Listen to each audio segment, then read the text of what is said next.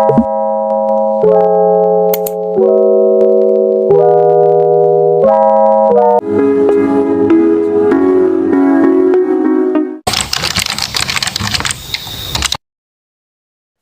APBN. Menurut Undang-Undang Nomor 17 Tahun 2003 tentang Keuangan Negara Pasal 1 Ayat 7, anggaran pendapatan dan belanja negara atau sket APBN adalah rencana keuangan tahunan pemerintahan negara yang disetujui oleh Dewan Perwakilan Rakyat atau disingkat DPR.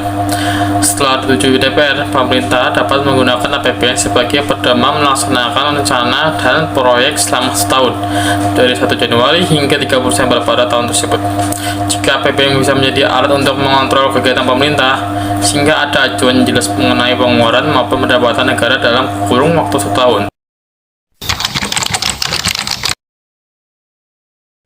Fungsi alokasi adalah salah satu fungsi yang bertujuan untuk membagi anggaran untuk dialokasikan pada pembangunan dan pemerataan.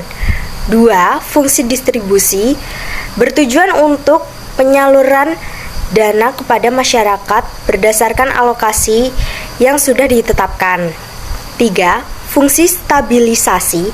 Fungsi stabilisasi bermakna bahwa anggaran negara berfungsi untuk menjaga keseimbangan antara masyarakat melalui intervensi.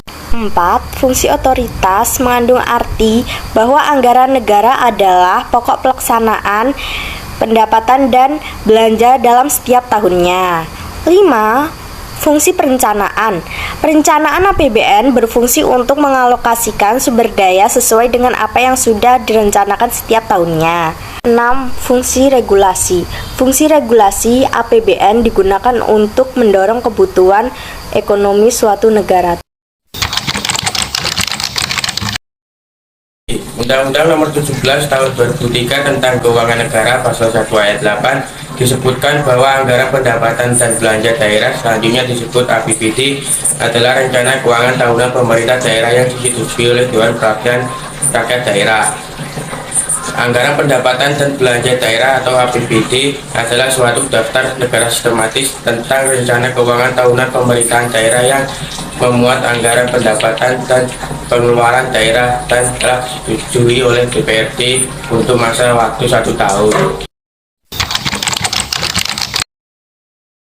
Berdasarkan Peraturan Mendagri Nomor 13 Tahun 2006, fungsi-fungsi dari APBD adalah 1. Fungsi otoritas, yaitu APBD sebagai standar untuk melakukan aktivitas pendapatan dan belanja di 1 tahun tersebut. 2. Fungsi perencanaan, yaitu APBD sebagai landasan bagi pemerintah daerah dalam merancang kegiatan di 1 tahun tersebut. 3. Fungsi pengawasan, yaitu APBD sebagai landasan untuk mengukur apakah penyelenggaraan kegiatan pemerintah sudah sesuai dengan kebijakan yang ditentukan sebelumnya. 4.